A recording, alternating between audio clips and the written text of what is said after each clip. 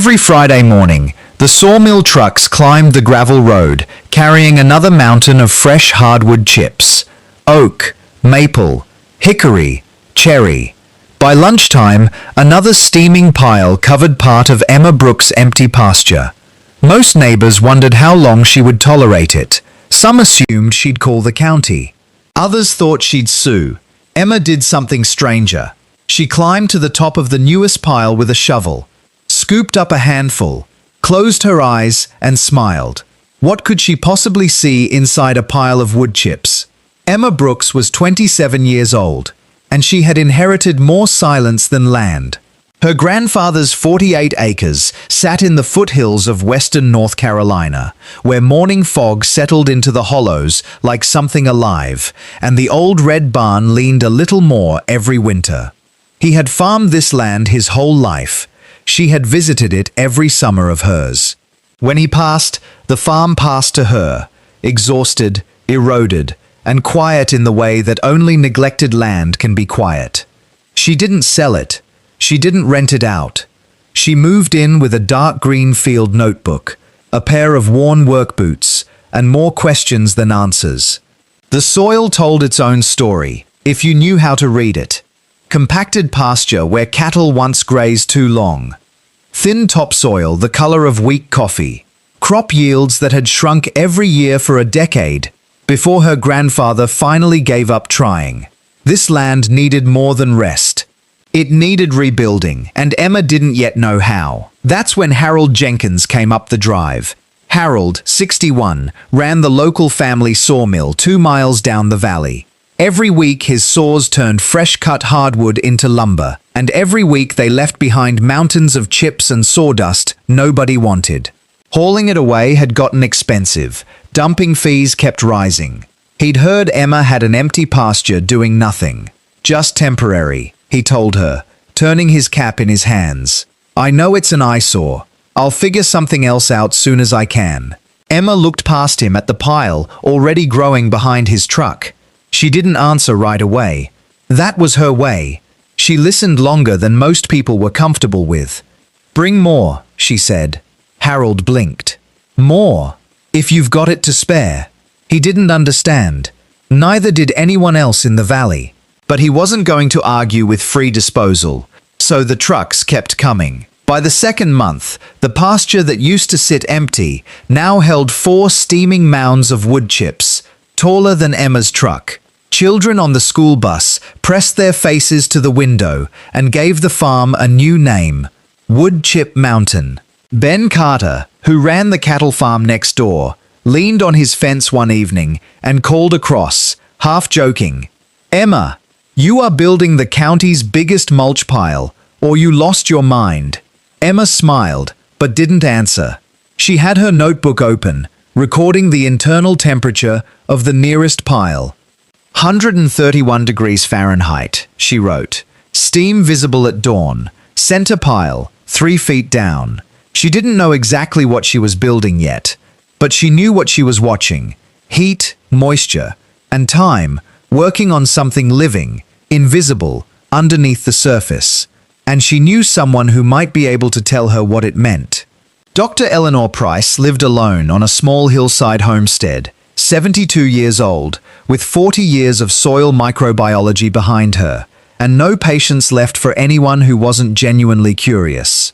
She'd noticed Emma at the farmer's market, quietly asking the extension office questions nobody else asked. She'd noticed the notebook. May I see that? Eleanor asked one afternoon, nodding at the worn green cover. Emma handed it over without a word. Eleanor flipped through pages of temperature readings, rainfall notes, rough sketches of mushrooms pushing up through the chips. You're not just storing waste, Eleanor said. You're watching decomposition. I don't know what I'm watching, Emma admitted. I just know something's happening in there. It gets hot, then it cools, then things grow on top of it. Eleanor didn't explain. She never did. Not directly. Instead, she asked a question. Why do you think a forest floor builds rich, dark soil every year without anyone ever fertilizing it? Emma thought about the woods behind her grandfather's barn, the soft black earth under the oaks, the layers of old leaves turning to something richer every autumn. Because it's always breaking down, Emma said slowly. Something in there is eating it. Now you're close, Eleanor said. What do you think feeds on wood? Emma didn't have an answer that day, but she went home and started paying attention to the white threads spreading beneath the surface of her piles, thin as spider silk, spreading through the chips like a hidden map. She sketched them in her notebook, fungal threads, white, growing fastest in shaded, moist areas of the pile. She had found mycelium, the hidden network that fungi use to break wood down into something soil can use. She didn't know the word for it yet, but she knew it was doing something. The failures came first. They always do. Her first attempt to turn the chips into usable compost went wrong within weeks. One pile overheated so badly it killed off the fungal growth entirely. She'd packed it too tight, and it had turned anaerobic, souring into a smell that drove her back 20 feet. Another pile, spread too thin, dried out completely under the July sun, the fungal threads shriveling before they could do their work. She wrote each failure down without shame. Pile 2, too compacted, no oxygen reaching center, smell, sour, not earthy, fungi absent. Pile 4, too dry, mycelium dead by day 12. Needs shade and moisture control. When she brought these notes to Eleanor, the older woman only asked, "What happens to a fallen log in the forest that's exposed to full sun versus one buried in leaf litter?" Emma realized the exposed log stayed hard for years. The buried one crumbled to soil within a season. Moisture, shade, air, balance. Every failure was teaching her the rules the forest already knew. She learned that wood chips are carbon-rich, full of energy but starved of nitrogen, and that without the right ratio, decomposition either stalls or turns rotten instead of rich. She started mixing in old hay, coffee grounds from the diner in town, and manure from Ben Carter's cattle, chasing the balance the forest achieved without anyone measuring anything at all.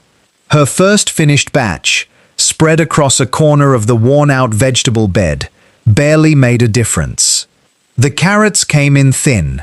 The greens came in pale. She wrote it down anyway. Not enough. Try again. Nearly a year passed this way. Turning rows, checking moisture with her bare hands, recording earthworm counts by flashlight after evening rain. The neighbors still called it Wood Chip Mountain. The children still laughed on the bus. Emma never argued with any of it. She just kept measuring. Then, one October morning, she knelt at the edge of the field where she'd spread her second batch of finished compost 6 weeks earlier. The soil was darker, not grey-brown like the rest of the pasture, but a deep, soft black, crumbling easily between her fingers. She dug 6 inches down and found earthworms everywhere, more than she'd ever counted before. She sat back on her heels and, for the first time in a year, let herself believe it. Field 3. Soil texture transformed. Dark, crumbly, moisture-retained overnight rain. Earthworm count, 14 in one shovel, highest yet. She had done it. Not with luck, with patience. The following summer arrived dry. The kind of dry that cracked the cattle pastures and turned neighboring gardens to dust by July. Ben Carter's fields browned early. His cattle grew thin on dry grass. But Emma's restored soil held water like a sponge. Her vegetable beds kept producing through the heat. The young fruit trees she'd planted the spring before survived without a single day of visible stress, their roots wrapped in soil that had learned, again, how to hold on to life.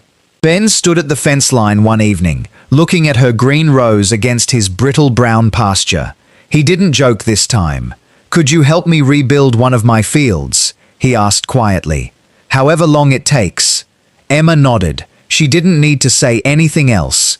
Harold Jenkins visited not long after, expecting, after nearly 2 years, that Emma would finally ask him to stop bringing the chips, or maybe send a bill for the mess still sitting on her land. Instead, She asked if the sawmill could start separating the chips by species. Oak breaks down slower than maple, she explained. If I know what I'm getting each week, I can plan my piles better, match the right wood to the right project. Harold stood there for a moment, quiet. He'd spent 2 years paying to get rid of something he thought was garbage. Now the woman receiving it was asking for it to be organized, like it mattered, like it was worth something. Because it was. Word moved slowly through the valley, the way it does in farm country, not through advertising, but through fields that looked different than they used to. Local farms began asking for Emma's compost. The county